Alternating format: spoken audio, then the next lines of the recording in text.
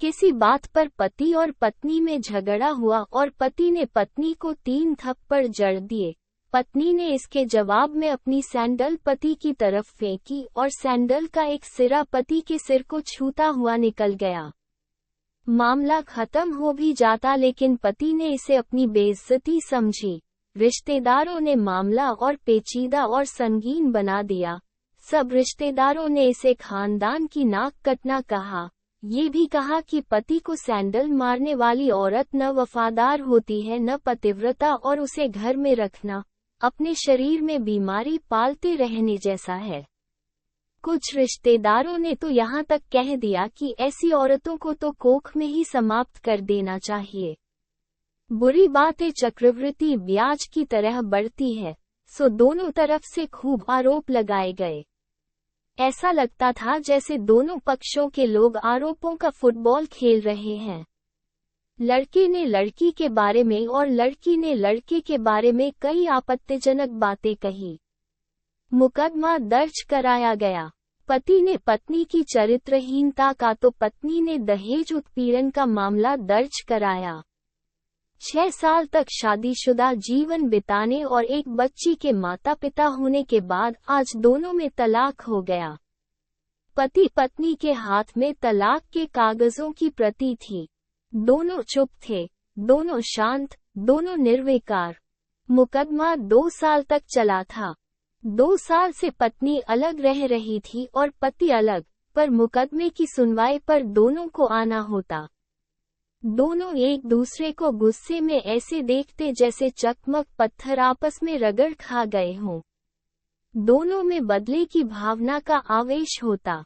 दोनों के साथ रिश्तेदार होते थे जिनकी हमदर्दियों में जरा जरा विस्फोटक पदार्थ भी छुपा होता। लेकिन कुछ महीने पहले जब पति पत्नी कोर्ट में दाखिल होते थे तो एक दूसरे को देखकर मुंह फेर लेते, जैसे जानबूझकर एक दूसरे की उपेक्षा कर रहे हों। वकील और रिश्तेदार दोनों के साथ होते। दोनों को अच्छा खासा पाठ पढ़ाया जाता कि उन्हें क्या कहना है। दोनों वही कहते, पर कई बार दोनों के बयान बदलने लगते और वो फिर संभल जाते। और अंत में वही हुआ जो सब चाहते थे, यानी तलाक। पहले रिश्तेदारों की फौज साथ होती थी, पर आज थोड़े से रिश्तेदार साथ थे। दोनों तरफ के रिश्तेदार खुश थे, वकील खुश थे, माता पिता भी खुश थे, पर तलाकशुदा पति और पत्नी चुप थे। यह महज इत्तेफाक ही था कि दोनों पक्षों के रिश्तेदार एक ही टी स्टॉल पर बैठे और कोल्ड ड्रिंक्स लिया।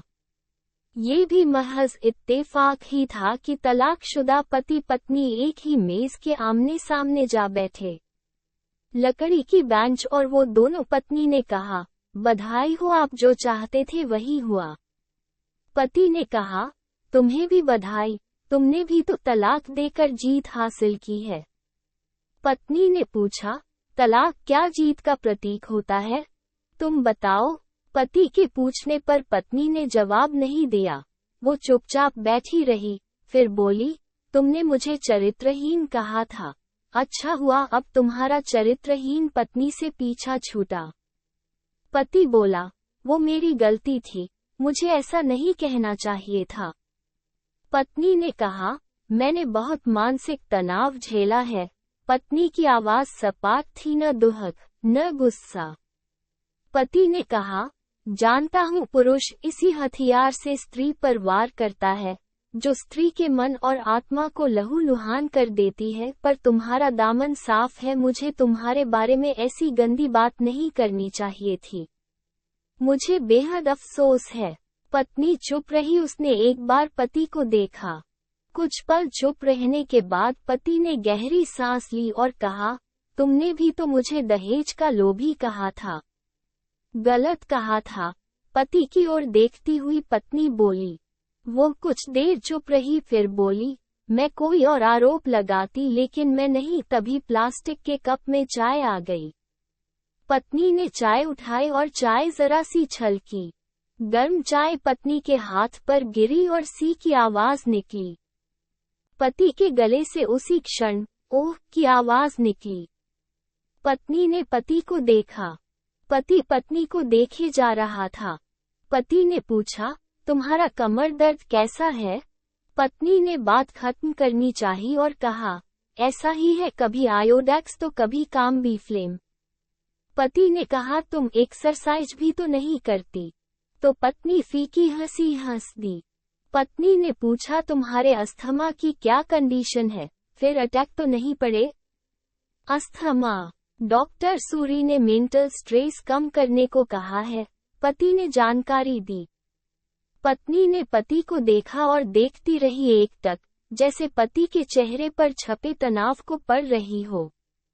पत्नी ने पति के चेहरे से नजरें हटाई और पूछा, इनहेलर तो लेते रहते हो ना? पति ने कहा, हाँ, लेता रहता हूँ, पर आज लाना याद नहीं रहा। तभी आज तुम्हारी सांस उखड़ी उखड़ी सी है, पत्नी ने हमदर्द लहजे में कहा। हाँ, कुछ इस वजह से और कुछ, पति कहते कहते रुक गया। और कुछ तनाव के कारण, पत्नी ने बात पूरी की। पति कुछ सोचता रहा और फिर बोला, कोर्ट के कहे अनुसार तुम्हें 4 लाख रुपए देने हैं और 6,000 रुपए महीना भी। पत्नी ने कहा, हाँ तो? पति ने अपने मन की बात कही, तुम्हें तो पता है वसुंधरा में हमारा एक फ्लैट है, मैं उसे तुम्हारे नाम कर देता हूँ क्योंकि फिलहाल 4 लाख रुपए मेरे पास नहीं है। पत्नी ने कहा, वसुंधरा वाले फ्लैट की कीमत तो 20 लाख रुपए होगी, पर मुझे सिर्फ 4 लाख रुपए चाहिए। पति बोला, बेटी बड़ी होगी और 100 तरह के खर्च होते हैं। पत्नी बोली, उसके लिए तो तुम 6,000 रुपए महीना मुझे देते रहोगे। पति ने कहा, हाँ, जरूर दूंगा। पत्नी ने कहा, 4 लाख अगर तुम्हारे पास नहीं है तो मुझे मत देना। पत्नी की आवाज में पुराने संबंधों की गर्द थी। पति उसका चेहरा देखता रहा और सोचने लगा कि कितनी सहृदय और कितनी सुंदर लग रही थी सामने बैठी औरत जो कभी उसकी पत्नी हुआ करती थी। पत्नी पति को देख रही थी और सोच रही थी, कितना सरल स्वभाव का है यह आदमी, जो कभी उसका पति हुआ करता था और कितना प्यार करता था उससे। एक बार हरिद्वार में जब वो गंगा में स्नान कर रही थी तो उसके हाथ से जंजीर छूट गई तो वह पागलों की तरह बचाने चला आया था उसे। उस लाट साहब को खुद तैरना नहीं आता था पर मुझे बचाने की कोशिशें करता रहा था। कितना अच्छा है ये, मैं ही खोट निकालती रही। पति एकटक पत्नी को देख रहा था और सोच रहा था, कितना ध्यान रखती थी मेरा। स्टीम के लिए पानी उबालकर जग में डाल देती, उसके लिए हमेशा इनहेलर खरीद कर लाती। सैराटाइड आक्यूहेलर बहुत महंगा था। हर महीने कंजूसी करती, पैसे बचाती और आक्यूहेलर खरीद लाती। दूसरों की बीमारी की कौन परवाह करता है? ये करती थी परवाह, पर कभी जाहिर नहीं होने देती थी। कितनी संवेदना थी इसमें। मैं सिर्फ अपनी मर्दानगी के नशे में रहा। काश मैं इसके प्यार को समझ पाता। दोनों चुप थे, बेहद चुप, दुनिया भर की आवाजों से मुक्त और खामोश। दोनों भीगी आंखों से एक दूसरे को देखते रहे। पति ने कहा, मुझे एक बात कहनी है। उसकी आवाज में झिझक थी।